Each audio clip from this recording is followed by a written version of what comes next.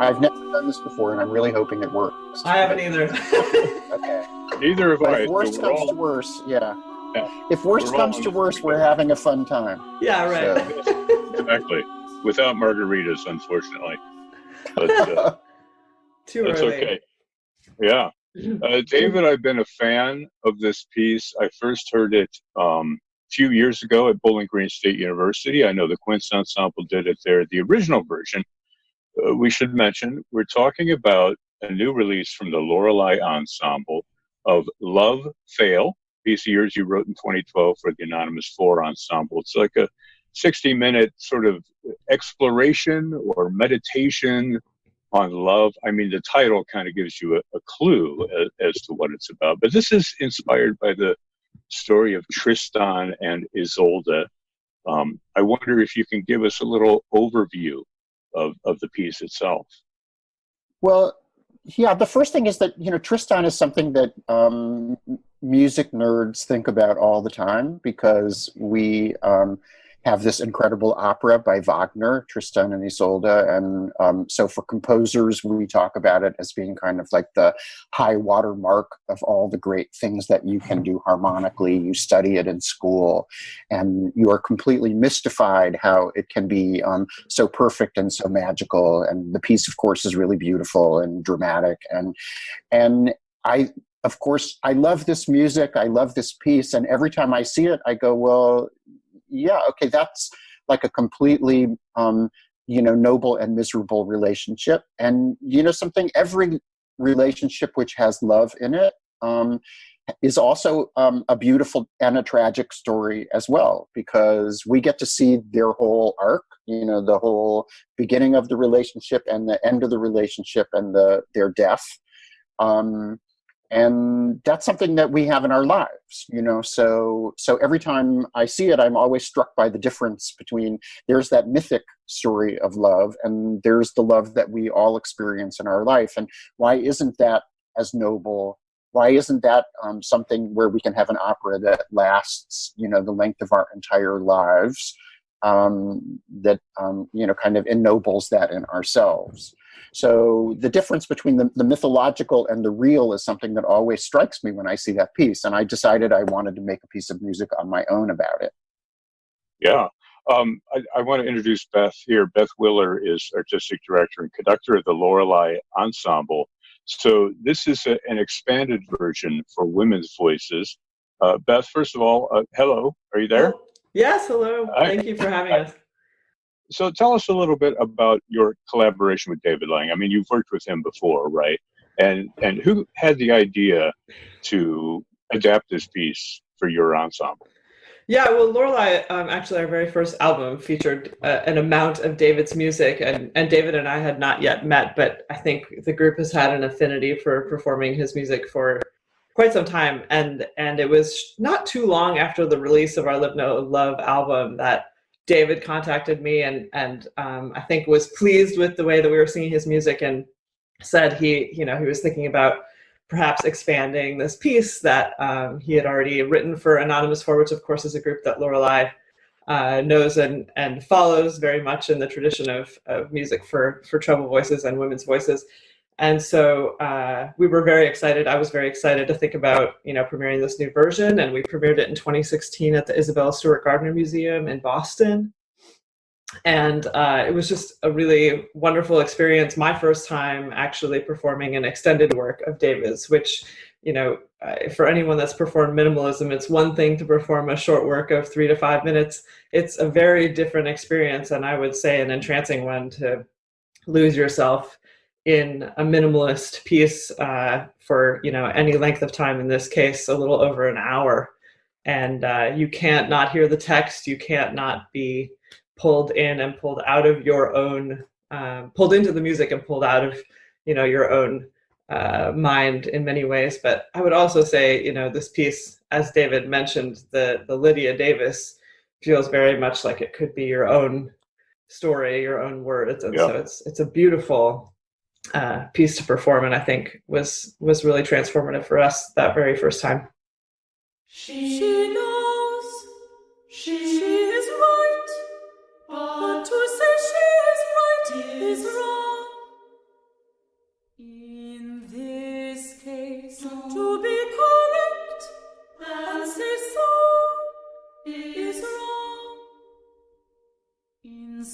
certain cases. Well, you mentioned Lydia Davis, who is a living writer, and she wrote these texts that David used.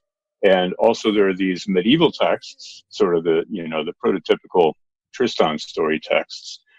David, maybe you could talk about how you juxtaposed these together and why you how you came up with the idea of taking the ancient and putting in the contents of the modern through these Lydia Davis texts. Part of the ancient versus modern thing came from working with Anonymous 4, because I thought, here are these people who've dedicated their lives to ancient music, and yet we are modern people. So there's some friction between then and now in everything that they do, and I thought I wanted to keep that in this piece. I started with the Wagner, and I just thought I'm going to go back to all of his sources. And as I read all of his sources, of course, the original story was an oral tradition, and so it got written down by lots of different people at different times and different places. And every one of those different writings had a little detail that was different, or some, different way of looking at it, or some way of explaining it which was unique to it. And so none of the stories really agree on things. There's sort of basic shape of what it is. These people are in love, it ends tragically, but, all the details are different in each one. And I started thinking that it might be interesting to just highlight the differences in each of these, to go back to this and go, in this one version, here's this weird thing that happens, and it only happens in this version. So what I did is I found these moments from the story. I'm not trying to tell the whole story. I'm just going, here's a little moment from their relationship. And then because it was just a moment in a relationship, it reminded me of these beautiful stories by Lydia Davis, who's an amazing American writer. And her stories are very short, and they're all about the same kind of attention to detail. Here's one moment in a relationship. And when I went back to look at these stories of hers, they're about a man and a woman who were married, or two people who were married, and they have a long relationship, and they're only referred to as he and she. And then I thought, okay, well, that gives me the key to how to unlock this thing. I'm not going to make it about Tristan and Isolde. I'm going to make it just about a person named he and a woman named she. And it just describes their relationship, right? So then I can use that anonymity to go back and forth in time. Well, let's talk about the very first song, because that addresses what you're talking about. It's 8 minutes of adjectives, basically, in the context of he was this, she was that, all these different things that are, all wonderful attributes, but you present it in kind of sad music. There's a sense of weight to the piece, right from the very beginning. And I assume that was your intent. Well, when you go see the opera Tristan and Isolde, at the beginning, it doesn't end well.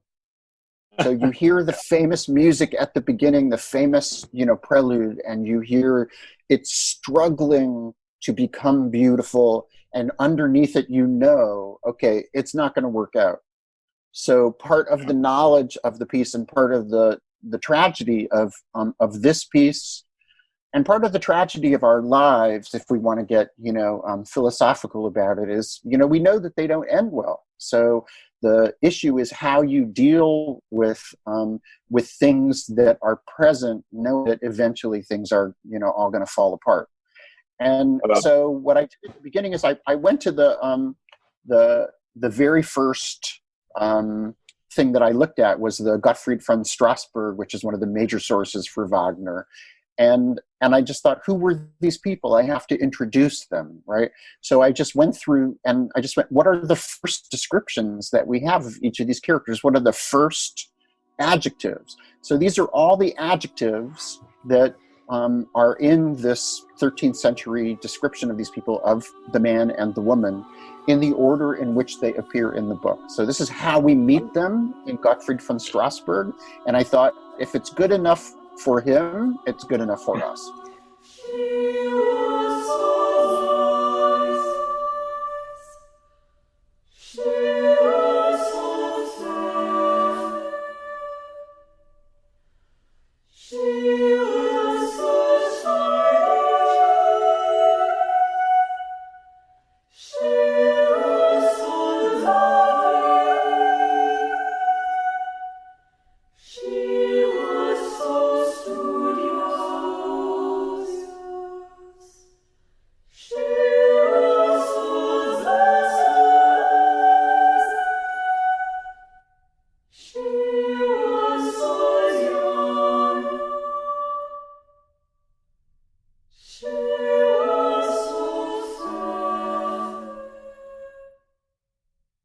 Let me ask you a question while I think about it before I turn it back to Beth for a minute.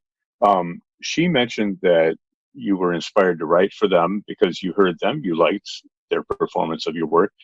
Is it a common thing for you to write for specific performers? Are you inspired by musicians? I love writing for specific people. I love to know who they are, and partly that's because I want to have a friendship with the people who do my work. You know, if somebody is good and they seem like they're nice, I want to actually know them well enough so that I can have a cup of coffee with them and, you know, spend more time with them. But also, especially when you're working with singers, you know, we think that singers are sopranos and altos and basses and tenors, whatever, you know, and that they're interchangeable. But actually, because singing is so personal, because a singer is a person standing there singing to you, all singers are individuals. All singers are different. I don't really believe in voice types at all. I believe in people. And so when I heard this recording, I thought, oh, these people are really great and they have a great relationship with each other, and you can hear it in the way they perform. And I wanted to figure out a way to become closer to this great group that already had done a really good job with my music. So I proposed expanding this, you know, piece for them. And I have to say, I'm really happy I did.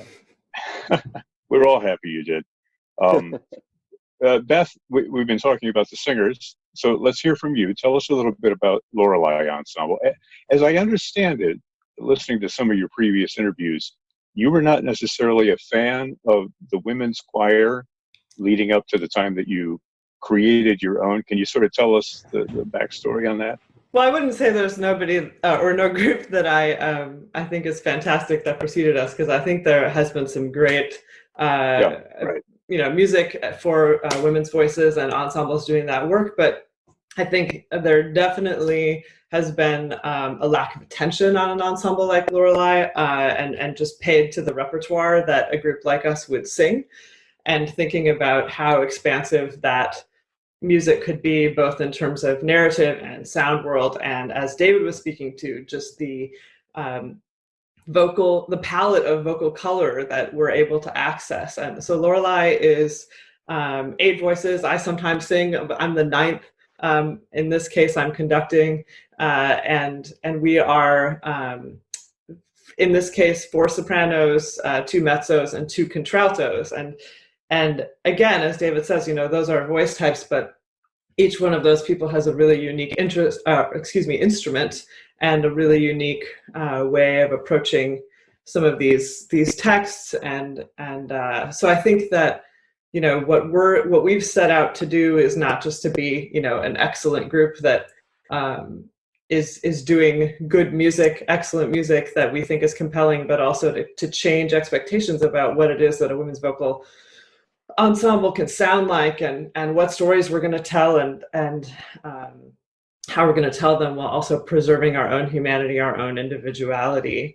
And I think this album and this piece allows us to do that in a way that you know, is subtle, maybe more subtle than some other repertoire that we sing, that really brings folks out in their voices in a more soloistic way. And yet there are these solo moments. There's moments where you really recognize the individual people on the album, and their sort of ownership of the music and the text as they deliver it. At night he was a different man. If she knew him as he was in the morning, at night she hardly recognized him.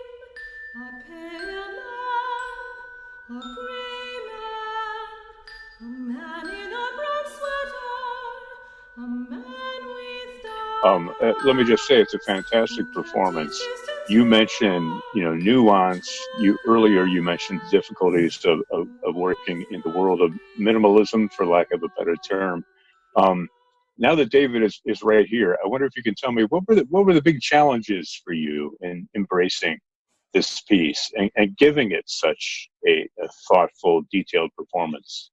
I mean, I would say maybe one of the misunderstandings about minimalism is that it would be simple. And I think we agree as an ensemble, it's a virtuosic way of delivering text. There's a lot of control and attention to the other sounds in the room that is really unique to this style. And I would say I haven't had a lot of trouble coming to love this music. I think minimalism is where I would live, 99% of the time. I love the feeling of the repetition and the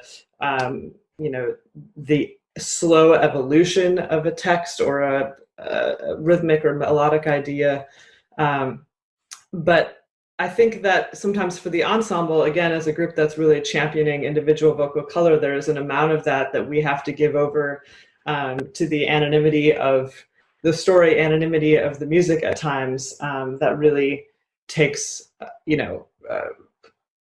there's more subtlety there that I think, having sung this piece now since 2016 and other versions of some of the movements, like I Live in Pain, which we sang the 3-voice version of that first on our first album before we sang this extended piece. And I think that we have evolved with the piece and really come to know the text and know the music well in a way that we can deliver it naturally and feel that, it's really kind of in our bones at this point.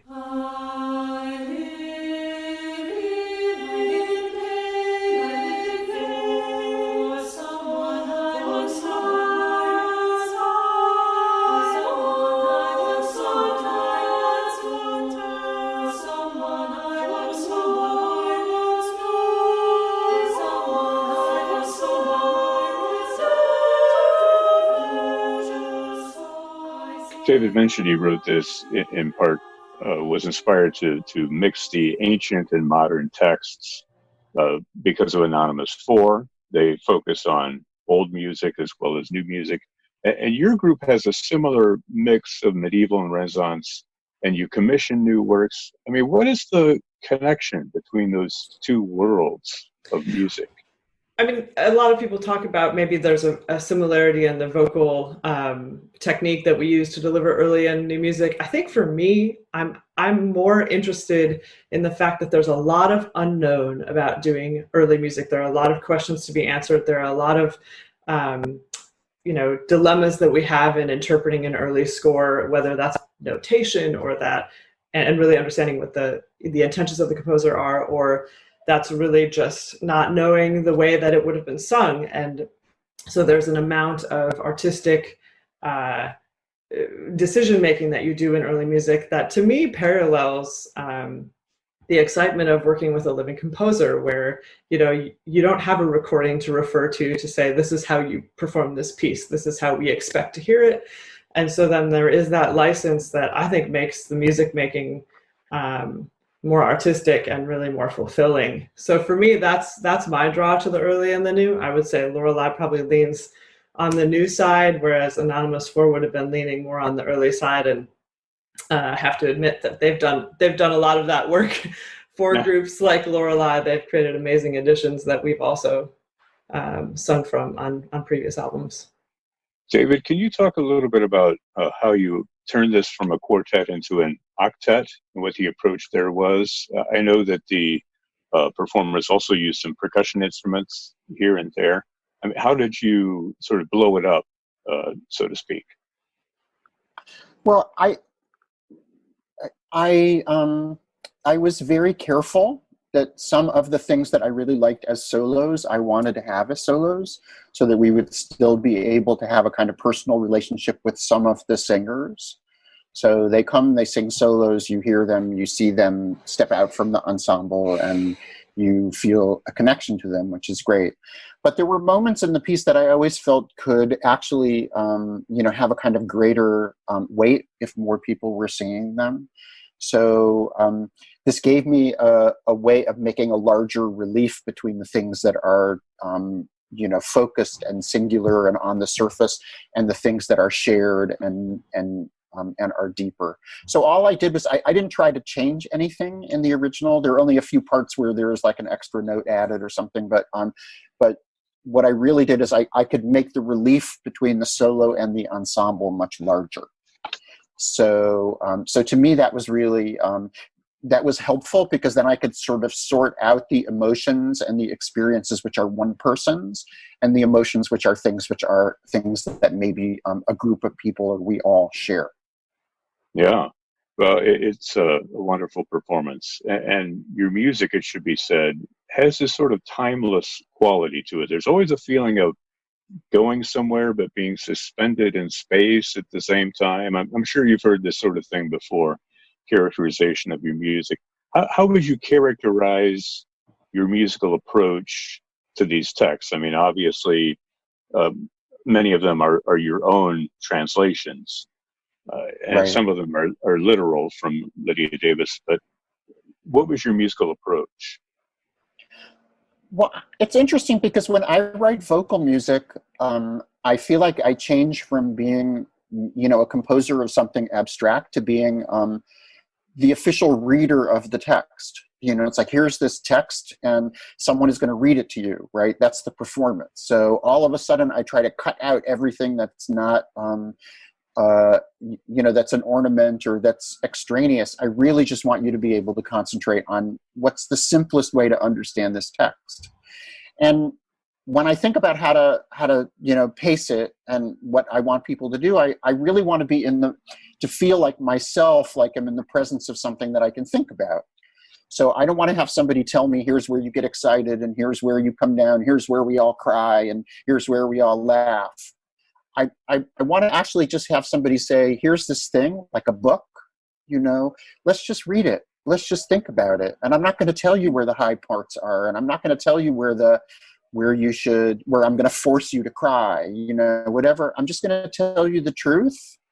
And we're all just going to think about it. And then it's going to be presented so we can be thoughtful while we're listening. And hopefully that means we can be thoughtful about it after it's over, when we remember what the experience was like, and we can think about whether or not the music means something to us after the piece is over.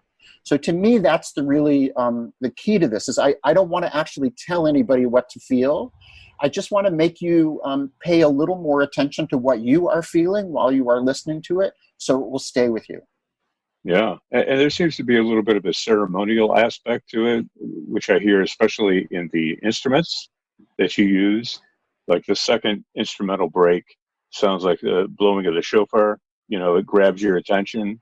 Something important is coming. And this is like the explosion of anger, I guess, that is happening. Do you have these little points where you want to draw people's attention to what the text is saying? Yeah, I definitely am trying to, sculpt a pathway through it, but I'm also trying to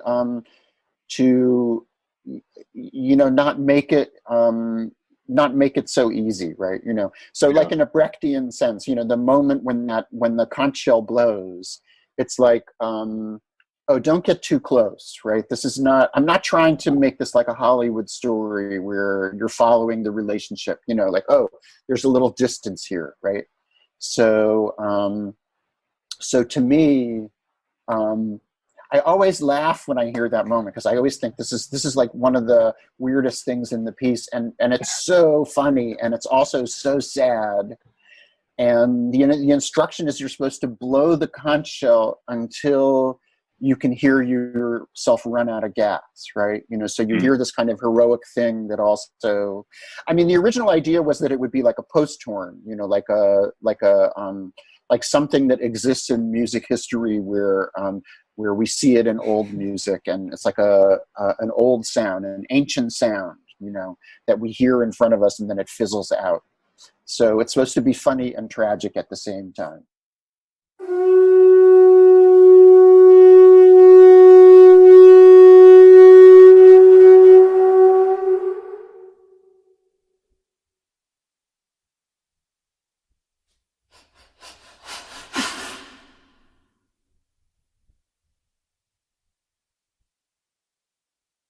Yeah, well, it caught my attention. I was distracted for a moment, and I heard that, and I went back to the CD player after that.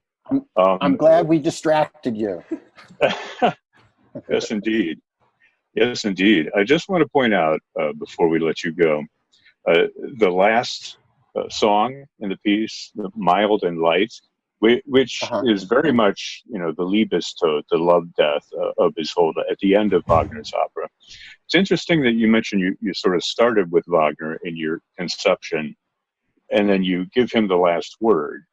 But it's a very different interpretation of death that you have going on here. It's almost like you're asking a question again at the very end. And your text, your translation mirrors very closely to what she's talking about, but you have a different sensibility, I think. Can you talk a little bit about that? Well, I don't think there's anything heroic about what's happening, right? That's any more heroic than what happens in our normal life. Here was something beautiful. Did you see it? Did you pay attention to it? How much did it change you? It's just normal life. Did you really pay attention? And so I was just trying to think again back to this idea. We see these lovers in Tristan and Isolde, and we think of them as heroes. We're heroes. We are the heroes. We have to live our lives. We are the subject of art, not these people that we make up in history. It's like we make up people in history to distract us from the fact that we're the heroes, and our heroes are the heroic thing is being completely normal, and that's the hardest thing to do. And so I really wanted to come back to that at the end of the piece.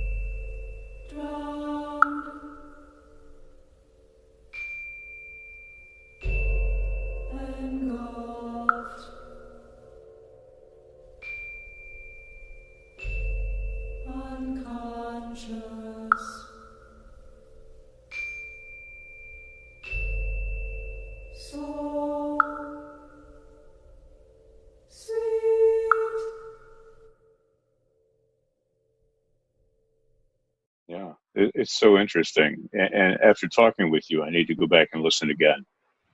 So I really appreciate both of your times this morning. I assume everybody's staying safe with the pandemic going on, yeah? So far, so good here. Yeah. I haven't left the house in weeks. But you're a composer. You can do that. It's true. I've been writing music. There's nothing else to do. Yeah. Well, Beth, I imagine it's had some impact on you and your ensemble. Yeah, it certainly doesn't look great for ensembles like us in 2021. But we are, we have some plans for virtual work and looking forward to developing some projects for down the road. So we'll stay active. Do you have a website we can send folks to if they want to see your projects and maybe even chip in a little bit and support the arts right now? That would be fabulous. Our website's LoreleiEnsemble.com, LORELEI ensemble.com. And any support of what we're doing, even if that's just paying attention to what we're putting out there that's new or checking out some of our previous recordings. But of course, financial support right now means a lot to a group as we navigate our way through this difficult time. Yeah, it is a difficult time for the arts, definitely. We need all the support we can get. I want to thank you both for joining me today. Beth Willer, Artistic Director and Conductor of the Lorelei Ensemble, and the eminent composer David Lang. I know, David, I've talked to you before in the past over the phone, but it's so great to actually see you here in person on this Zoom call. So thank you both for your time this morning.